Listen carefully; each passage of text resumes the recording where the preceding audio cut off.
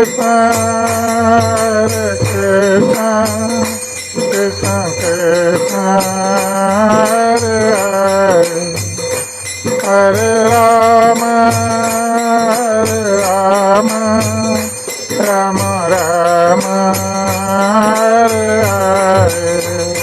today we are reading from Srimad Bhagavatam, 8th canto, chapter 16, executing the Payavrata process of worship.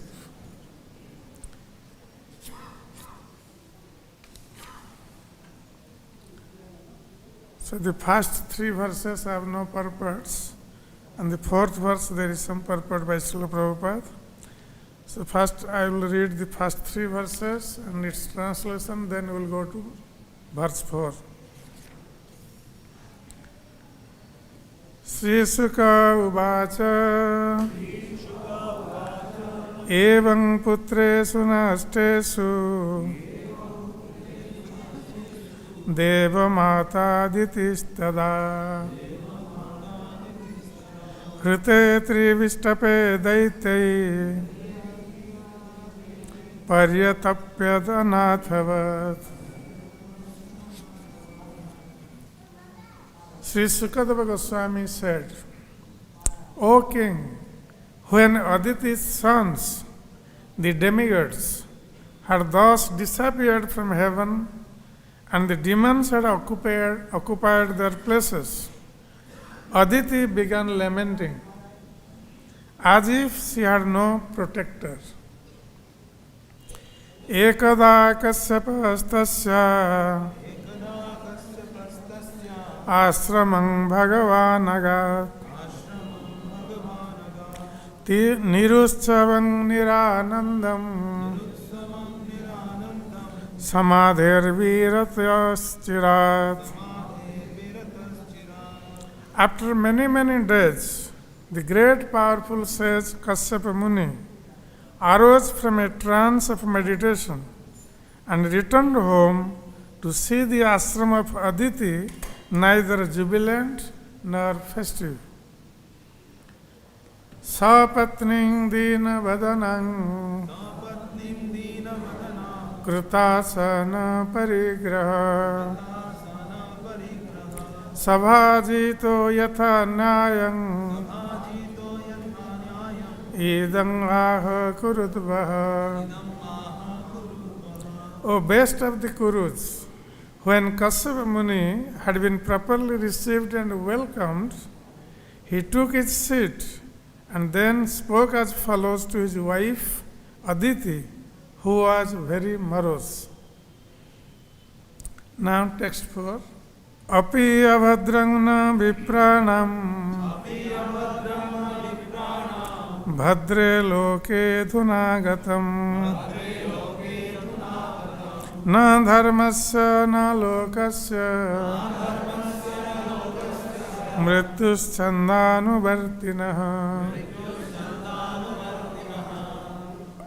Api, whether, avadram, ill fortune, na, not, vipranam, of the Brahmanas, bhadre, O most gentle Aditi, loke, in this world, adhuna, at the present moment, agatam, has come, na, not, dharmasya, of religious principles, na, not, lokasya, of the people in general, mrityu, death, chandanuvartinah, who are followers of the whims of death. Translation and purport by His Divine Grace, A.C. Bhaktivedanta Swami, Srila Prabhupada. Translation. O most gentle one, I wonder whether anything inauspicious has now taken place in regard to religious principles, the Brahmanas or the people in general, who are subject to the whims of death. Purport by Srila Prabhupada. There are prescribed duties for all the inhabitants of this material world, especially for the Brahmanas, but also for the people in general who are subject to the whims of death. Kasyapa Muni wondered whether the regulatory principles which are meant for the well-being of everyone had been disobeyed. He accordingly continued his inquiries for 7 verses.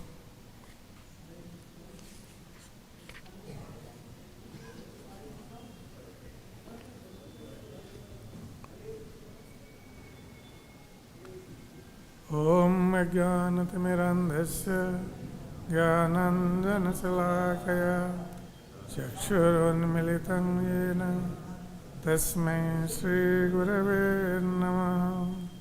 Shri Chaitanya Manobhishtam Stapitam Yena Bhutale Swayam Rupa Kadamayam Dadati Sopadantikam Vandeham Sri Guru Sri Utapadakamalam Sri Gurun Vaishnavansya Sri Rupam Sagrajatam Sagana Raghunatha Nitantam Sajivam Sadvaitam Savadhutam Parijana Sahitam Krishna Chaitanya Devam Sri Radha Krishna Padan Sagana Lalita Sri Visakhanvitam Sa. He Krishna Karuna Sindho Dinabandho Jagatpate Gopesha Gopika Kanta Radha Kanta Namastute Tapta Kanchana Gaurangi Radhe Vrindavaneshwari Vrishabhanusute Devi Pranamami Hari Priye Vanchakalpatarubhyasya Kripa Sindhu Bhaivacha Patitanang Pavanebhyo Vaishnavebhyo Namo Namo Namo Mahavadannaya Krishna Prema Pradayate Krishnaya Krishna Chaitanya Namne Gaurati Se Namo. Jai Shri Krishna Chaitanya Prabhu Nityananda Shri Advaita Gadadhar Srivasadi Gaura Bhakta Vrinda. Hare Krishna Krishna Krishna Hare Hare Hare Rama Rama Rama Hare Hare Hare Krishna Krishna Krishna Hare Hare Hare Rama Rama Rama Hare Hare Hare Krishna Krishna Krishna Hare Hare Hare Rama Rama Rama Hare Hare.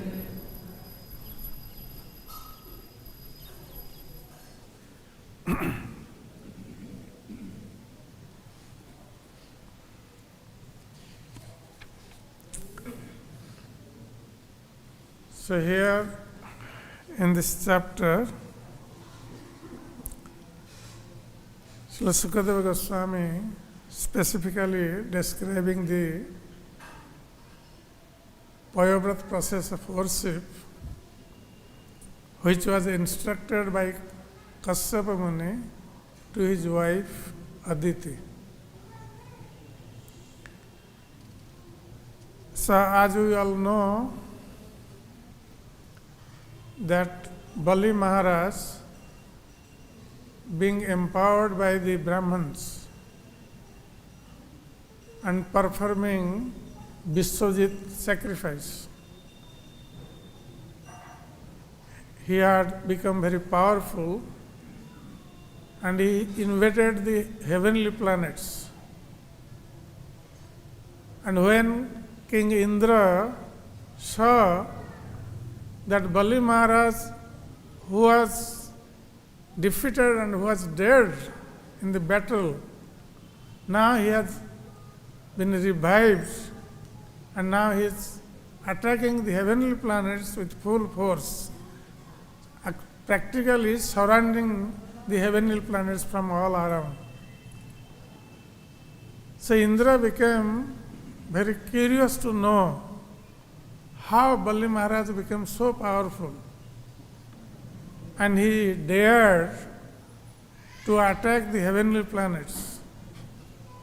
So he went to his guru, Brihaspati.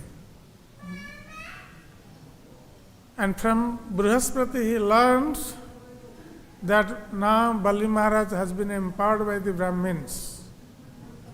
So that's why he has become very powerful, and now it is very difficult for the demigods to defeat him.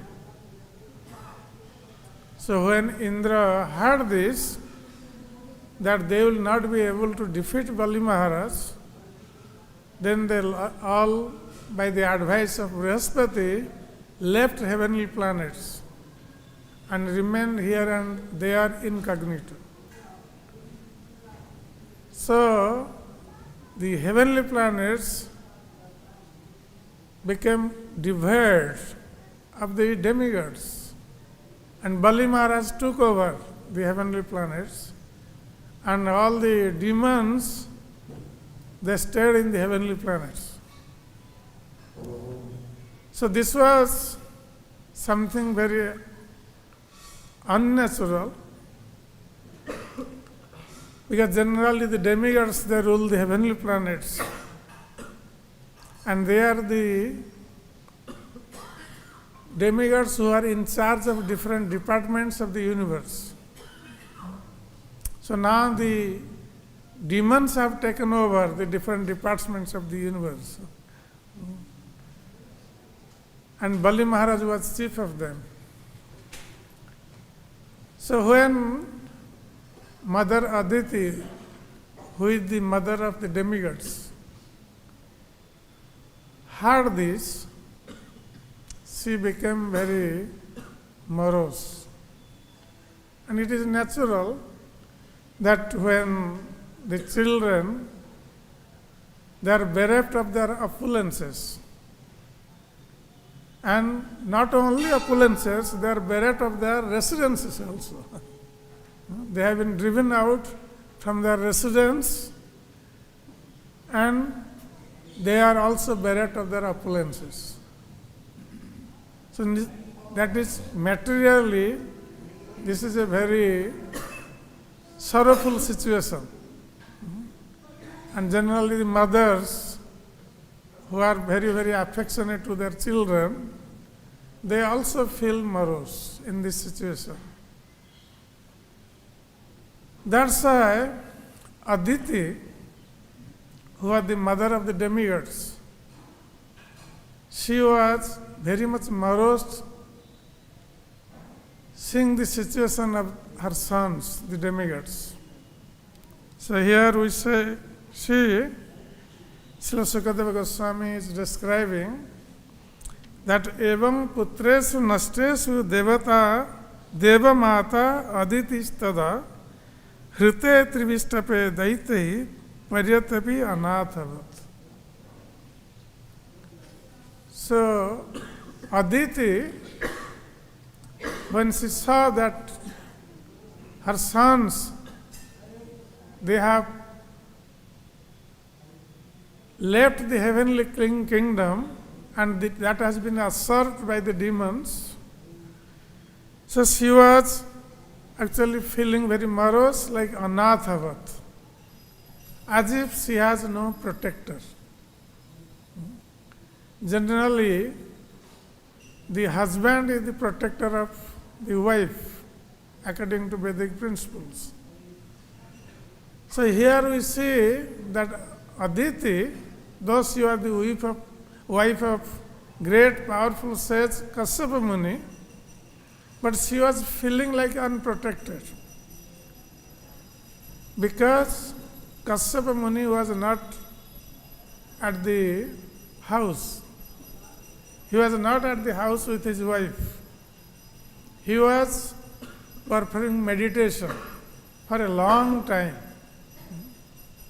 That's why he was out of the house, and he was concentrating his mind on the Supreme Personality of Godhead. for a long time. So he was not affected by the miseries of the demigods.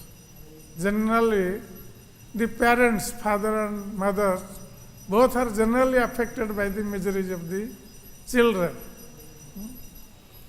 But Kasyapa Muni, because he was meditating on the Supreme Personality of Godhead, he was in trance, so he was not affected by the situation of the demigods.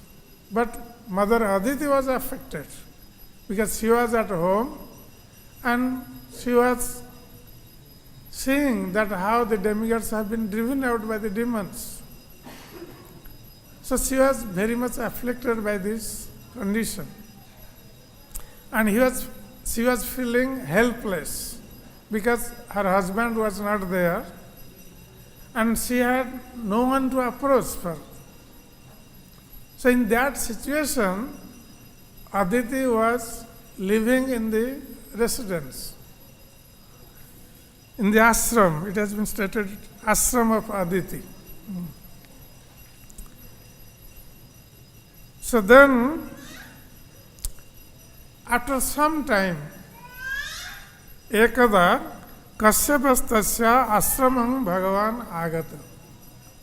So here Kasyapa has been addressed as Bhagavan. Because he was very, very powerful sage. He was Prajapati. So he was actually ordered to create progeny. And most of the living entities, they actually came from Kasyapa Muni. So, Kasyapa Muni was very powerful, and after many, many days, Kasyapa Muni came to the ashram of Aditi, where Aditi was living. So, Kasyapa Muni, after many, many years, he came to Aditi's ashram, and then when he came to Aditi's ashram, he saw, what did he saw? Niruschavam. So there is no festivity in Aditi's ashram. And Aditi was not very enthusiastic either. Generally, when the husband leaves home, so the wife feels separation from the husband. And naturally, she does not take care of her body, feeling separation of her husband.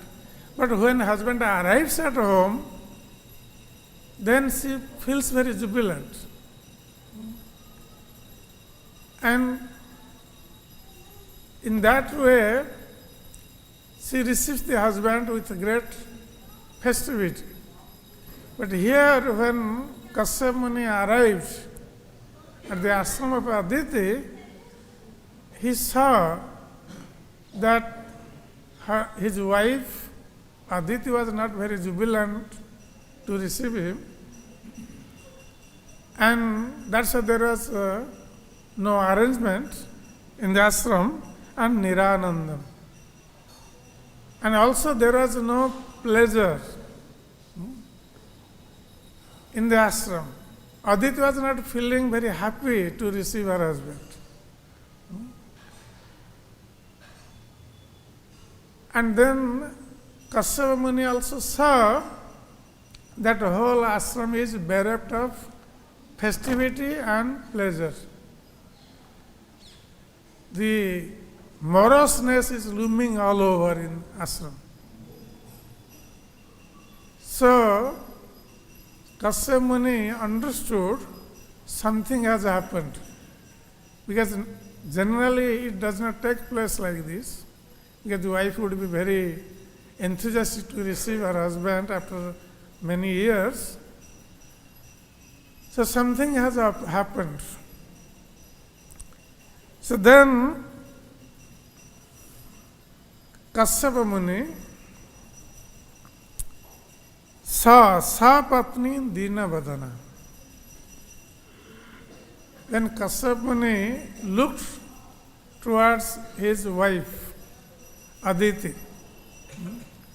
And he saw Aditi was a Dina Vadana. She had a morose face or dry face.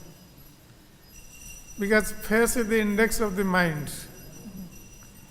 So if someone is very jubilant, it will be expressed in the face. Face will also look very jubilant. And she should be smiling to receive her husband after many years. But Aditi was not smiling. Mlana Vadana. Dina Vadana. So her face was looking very morose face, and Kritasana Parigraha.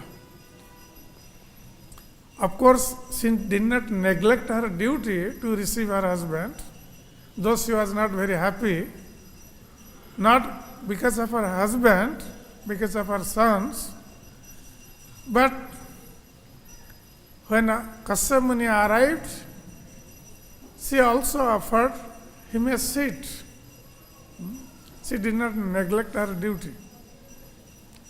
So when Aditi offered a seat, then Kasyapa Muni sat down, accepted the seat. Sabhajito jatha nyayam idang aha kurudvaha. So being honored in this way by Aditi, Kasyapa Muni now spoke to Aditi. So he was comfortable, he sat down, and then he spoke to Aditi what has happened. So Sukadeva Goswami was giving this account. He was speaking to Maharaj Parikshit, who was the best of the Kurus, Kurudvaha. So here, Kasyapa Muni is inquiring in the 4th verse. Kasyapa Muni is telling, Api abhadrang na vipranam bhadre loke adhunagatam. So generally, we see if a husband is outside of his house for many days or years, and he is coming back to his house and he sees the wife is not very happy, she has a morose face, then naturally the husband would think that something has happened at the house, at home. Something has happened to his family members. So naturally he would inquire about his family members, his children, or those who are living in the family, or anything has happened to the wife.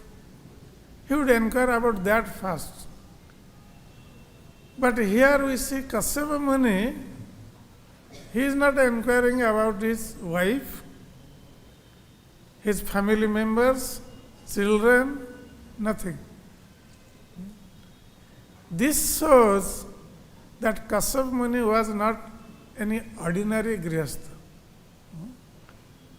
Generally, we give examples of the Grihasthas, those who are devotees of the Lord, great devotees of the Lord. We generally give their example, oh, they did this, so we are doing this. We compare ourselves with them.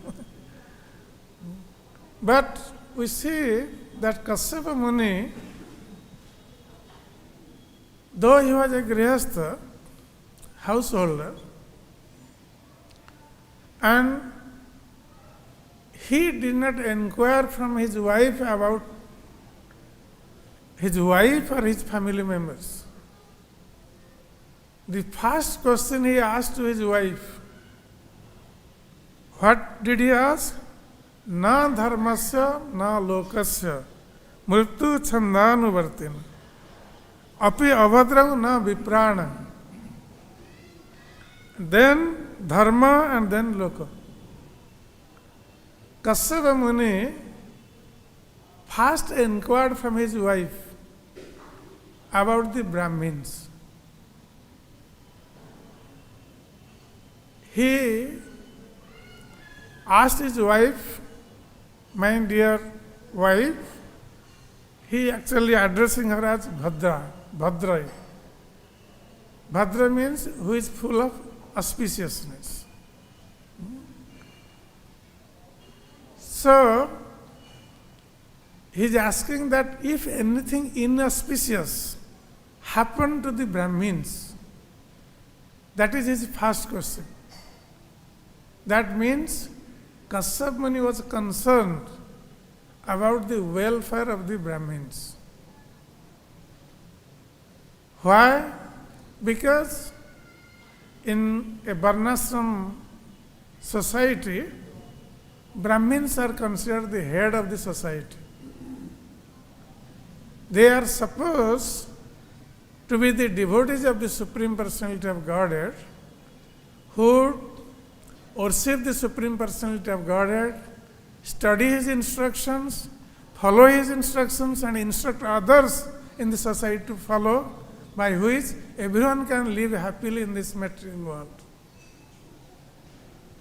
That's why Brahmins are very important in the society, in the Varnashram system, because they are subject to guide the society through the religious principles or according to the scripture given by the Supreme Personality of Godhead. And when Brahmins are properly situated and they are performing their respective duties, then the society can run smoothly. When Brahmins are disturbed, then society also will get disturbed. That's why we see that when the kings become atheistic, those who are supposed to follow the instructions of the Supreme Personality of Godhead, that's why the kings are considered Naradeva. So they are like demigods among the human beings, the kings, because they are supposed to follow the instructions of the Brahmins, who are supposed to follow the instruction of the Supreme Personality of Godhead. So, the Brahmans, they are called Brahmana Deva, because they are followers of the Supreme Personality of Godhead. So when the atheistic kings rule the planet, then people would not become very happy and prosperous. There will be discrepancies. People will be suffering. Because the atheistic kings would stop, first they would stop the Brahmins to perform religious duties. First they attack Brahmins.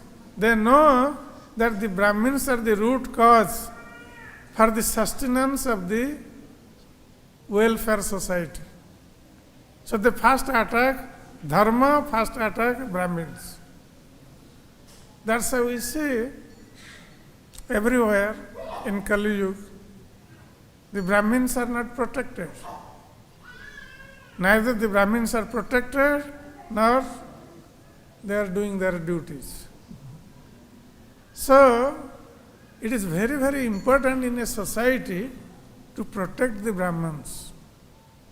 If Brahmins are protected, the society will run smoothly. And they can guide the society properly. That's why the first question was raised by Kasyapa Muni to Aditi, that if anything inauspiciousness has happened to the Brahmins. That's why you are sad. That's why your face is looking so morose. This is the first question. And second question, na dharmasya.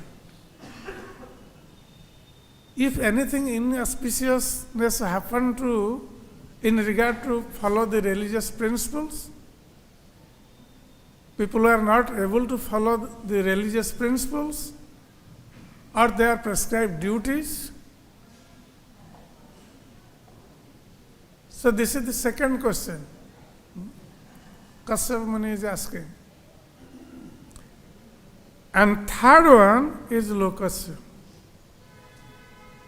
And third question is that if the general populace, those who are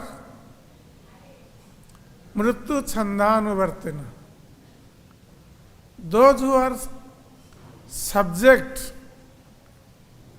to the winds of death, anytime death can come to anyone. Sometimes we think like everyone else is dying, but I will not die. This is a great illusion. And this is a great surprise also. When the Yaksha asked Maharaj Yudhishthir, Kimascharjam, what is the wonderful, surprising thing in this material world? So Maharaj Yudhishthir had answered to Yaksha that ahani ahani bhutani gachanti ha jamalayam. That every day people they see that someone is going to the abode of Yamaraj, means someone is dying. Sesang jivitung icchanti kimascharya ataparam. But those who are living, they think they will never die. Others are dying, but they will live. Jivitung icchanti. They want to live, they don't want death. So what can be more surprising thing than this? So that means everyone in this material world is subject to the whims of death. Everyone has to die one day. But we make so many plans in this material world as if we will live here eternally. We forget that the sword of death is hanging on the top of our head. Any moment it can fall. But here, Kasyapa Muni, he is asking that the people in general, those who are subject to the whims of death, if anything inauspicious has happened to them, if they are all properly situated or not. Because anything can happen at any time.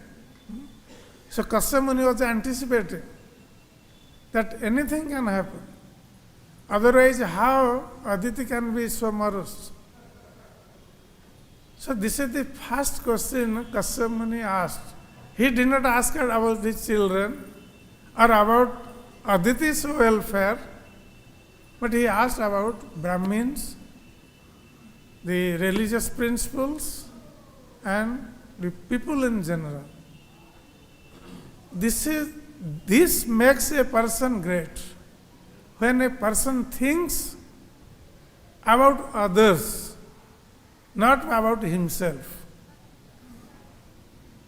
then he is considered a great personality who wants welfare of others, not his own welfare. Like Vasudeva Datta said to Chaitanya Mahaprabhu that, my dear Lord, you give the sins of all the residents of this material world. I will take their sins. Let me go to the hell, but let others be delivered. This is the heart of a devotee. That's why it has been stated, a sadhu, he lives in this material world not for himself, not for his own livelihood, He lives for the benefit of others. That is Vaishnava. A Vaishnava always thinks the benefit of others. He does not think about his own benefit. A Vaishnava may suffer, but he wants to give happiness to others. That's why Srila Prabhupada, when he was staying in Vrindavan, after taking sannyas, he was well situated here, like any other sadhu, those who chant the holy name and cultivate Krishna consciousness in Vrindavan. So they take vow not to leave Vrindavan. But Srila Prabhupada was feeling that how people of this material world were suffering without Krishna consciousness. They don't know about Krishna. That's why they are suffering. That is the only reason of suffering. That's why Prabhupada took all the trouble at the old age, at the age of 70. He left a comfortable place in Vrindavan and he went to America, taking a Jalduta ship with 2 heart attacks on the way. So this is sadhu, that for others, to deliver others, they take all kinds of trouble for themselves. That is the goal of their life. And Srila Prabhupada took all this trouble to deliver the whole world. And that's why we see the benefit of Srila Prabhupada taking that trouble, that we all have been actually saved by Srila Prabhupada's mercy. That's why we will be always eternally indebted at the lotus feet of Srila Prabhupada. So here, Kasyapa Muni, as a great soul, so he is also thinking for the benefit of the whole world. That's why he was very much concerned about Brahmins, the religious principles, and people in general. That if anything inauspicious has happened to them. So then he continues in other verses, up to 7 verses, he is asking the welfare of others. Then at the end he is asking about his family, children and others. So this makes one a great personality. When someone thinks about the welfare of others, not his own welfare. So in this way, Kasyapa Muni is trying to find out from Aditi exactly what has happened, why she is feeling morose, and what can be the remedy for that. Of course, later on we can hear that Aditi, she is expressing her mind, that why she was feeling morose, and she was requesting her husband to do something by which her children would get back their heavenly planet, get back their opulence. So later on Kasyapa Muni suggested about Payovrata, by which one can worship the Supreme Personality of Godhead and get his mercy. So Aditi got that mercy from the Supreme Personality of Godhead when the Lord himself came as the son of Aditi, as Upendra. So we'll read later on in this chapter. So we'll stop here, and of course the time is over. Maybe I'll take few minutes to speak about Srila Ishwar Puri. Today is the Disciples' Day of Srila Ishwar Puri. So Srila Ishwar Puri, we all know that he is the spiritual master of Lord Chaitanya. Jai Srila Ishwar Puripad ki jai. So Ishwar Puripad, he was also the disciple of Madhavendra Puri. And Madhavendra Puri is considered the first sprout in our line, the first sprout of Krishna Prem. Because Madhavendra Puri was always observed in feeling separation from Krishna. Taking the mood of Srimati Radharani, like Radharani, when Krishna left Vrindavan, went to Mathura, so Radharani was constantly crying and praying to Krishna.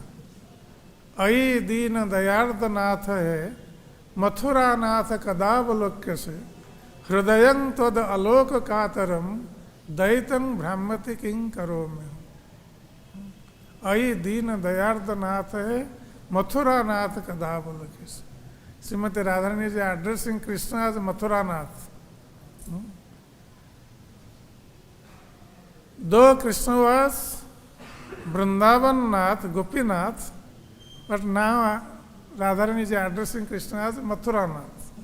Because after going to Mathura, Radharani is thinking that Krishna has forgotten about Vrindavan, about the gopis, and he is staying in Mathura. And he has now become the Lord of Mathura. That's why Srimati Radharani is addressing Krishna as Mathura Nath and telling him that, O Lord Krishna, O Lord of Mathura, you are Deena Dayarda Nath. You are the Lord of the Deenas, or those who are poor, very poor, those who have nothing in possession. You are very merciful to them. So when I am very Deena, I am also very poor. Without you, this whole world is empty for me. And you are very merciful, that's why please be merciful on me. Srimati Radharani is praying. And what mercy she is expecting from Krishna? Now, Ai Deena Dayarda Nath hai, Mathura Nath Kadavalokkya se. When will I be able to see you, see your lotus face, see your lotus feet? When that time will come? Kadavalokkya se. Hridayam tad aloka kataram, daita brahmati king karomi. And without seeing you, my mind is reeling. That's why, dear Krishna, what can I do? Where should I go to find you? This was the mood of Srimati Radharani, and Madhavendra Puri was always reciting this verse and feeling the same mood, feeling separation of Krishna. That's why it has been stated that Madhavendra Puri was full of Krishna Prem. And Ishwar Puri was his disciple. When Madhavendra Puri was very old, then Ishwar Puri, as his disciple, he was actually serving the Guru, the spiritual master, Madhavendra Puri. And when Madhavendra Puri was unable to do his own, take care of himself, even Ishwar Puri was cleaning his urine and stool in his own hands.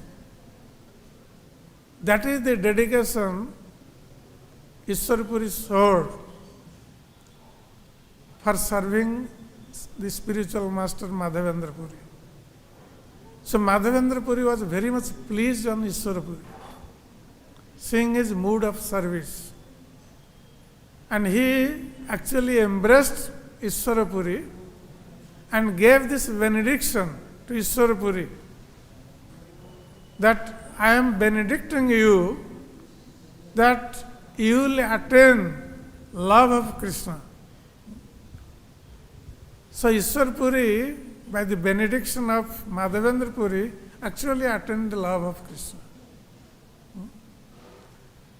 So Ishwarapuri, he was a sannyas disciple of Madhavendra Puri.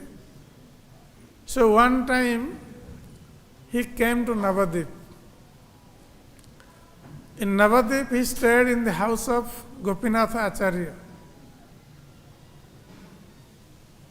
He stayed there for many days, and he was not exhibiting his exalted qualities in front of the devotees. So one day, he went to the house of Advaita Acharya. Advaita Acharya has two houses. One was in Santipur, another was in Mayapur.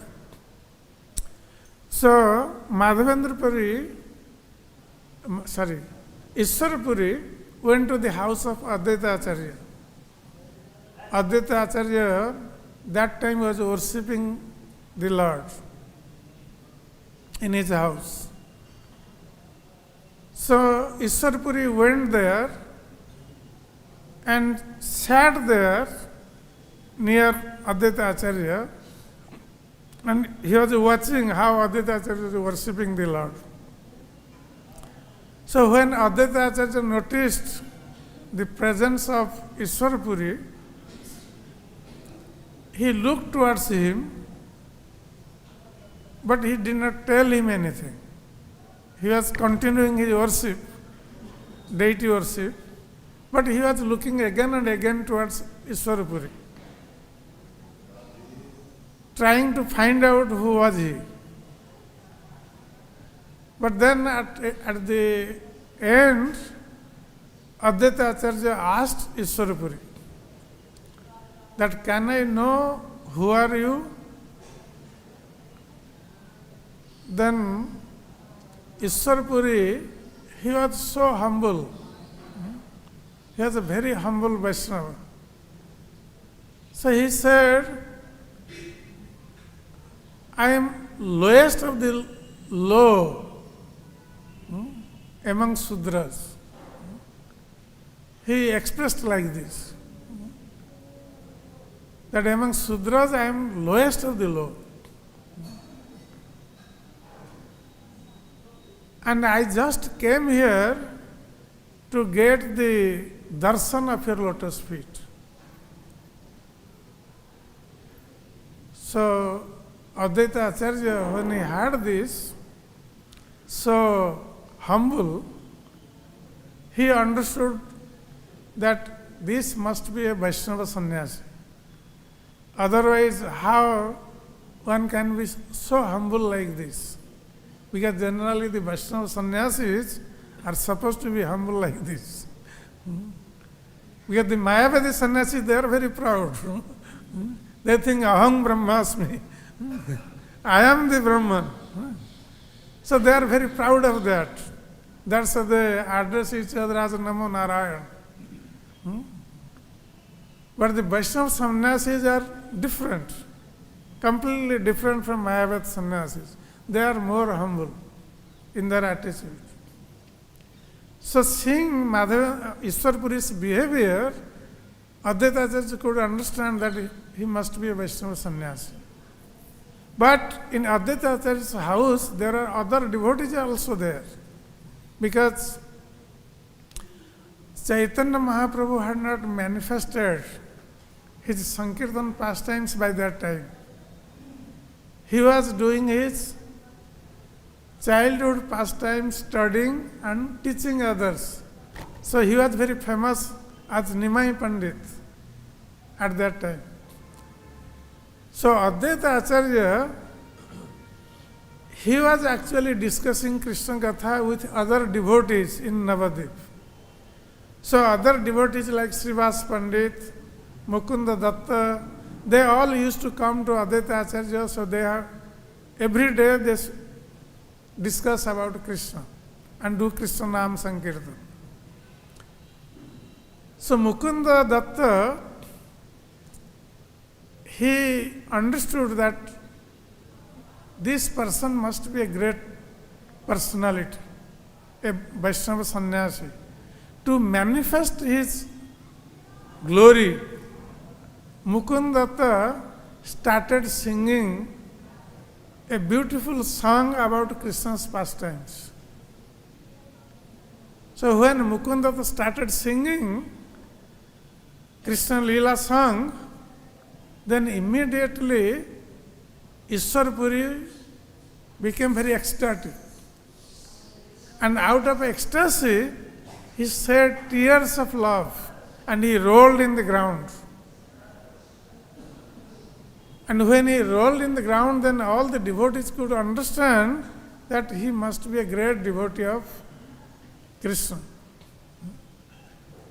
So then they found out that actually Ishwar Puri was the disciple of Madhavendra Puri, who had received the mercy of Madhavendra Puri. So then all the devotees actually worshipped Ishwar Puri, after knowing that he was the disciple of Madhavendra Puri. And Advaita Acharya was also a disciple of Madhavendra Puri.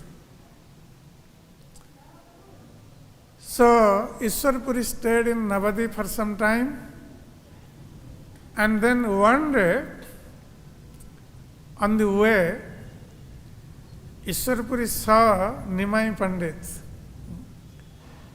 Nimai Pandit Chaitanya Mahaprabhu was returning from his Pathsala, where he was teaching to students, and he was holding a book, like teachers hold books. And he was returning home. Ishwar Puri saw Nimai Pandit. So seeing Nimai Pandit, Ishwar Puri became very pleased.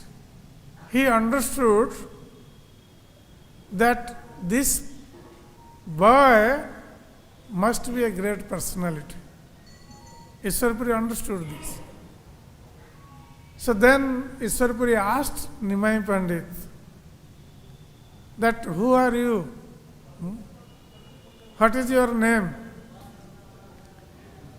So Nimai Pandit, he only bent his head and folded his hands in front of Ishwar Puri.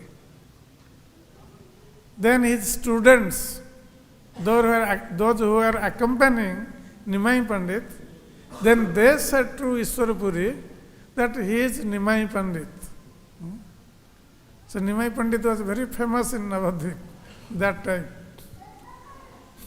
So Ishwar Puri then was very happy to hear that he was the Nimai Pandit.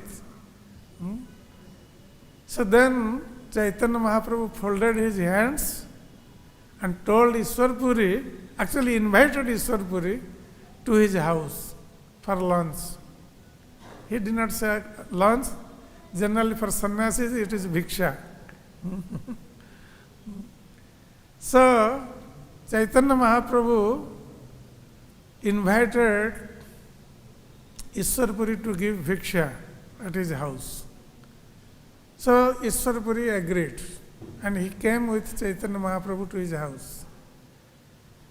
And when Sachimata heard this, that Ishwar Puri has come, so very quickly she prepared many preparations, offered to the Lord, and Chaitanya Mahaprabhu himself served Ishwar Puri with different kinds of prasadam.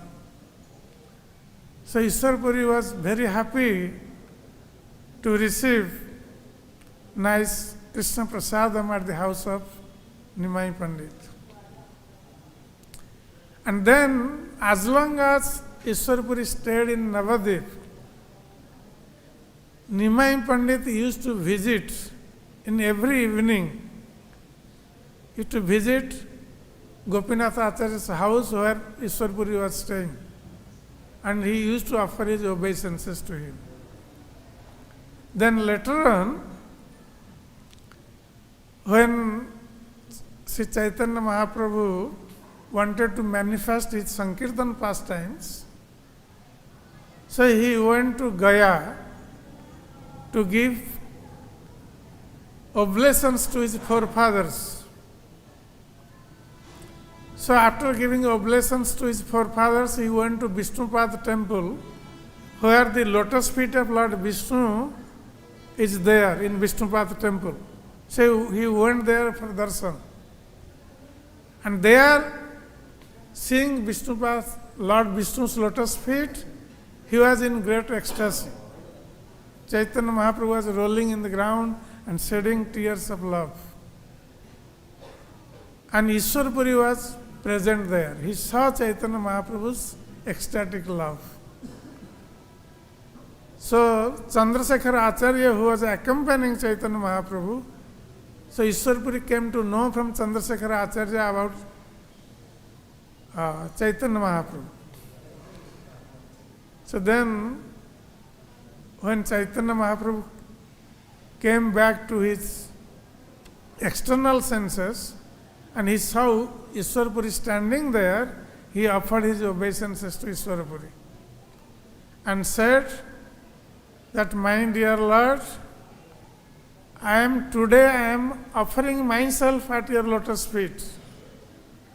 Please deliver me from this material world. So in this way, Chaitanya Mahaprabhu actually surrendered at the lotus feet of Ishwarpuri, and Ishwarpuri gave mantra diksha to Sri Chaitanya Mahaprabhu. And after getting this mantra diksha from Sri Chaitanya Mahaprabhu, from Sri Ishwarpuri, Sri Chaitanya Mahaprabhu, overwhelmed with the love of Krishna, he was chanting and dancing. And then while returning to Navadip, he came through the Janmasthan, birthplace of Ishwarpuri. Ishwarpuri's birthplace was Kumarhatta, now in Bangladesh, near Halisar station, railway station. So he came through Kumarhatta, and when he saw the birthplace of Ishwarpuri, Chaitanya Mahaprabhu, with great ecstasy, he rolled in the ground in the birthplace of Ishwarpuri. And then he took some dust from the birthplace of Ishwarpuri and tied in a cloth and brought with him. And in this way, Sri Chaitanya Mahaprabhu actually showed his devotion to the spiritual master.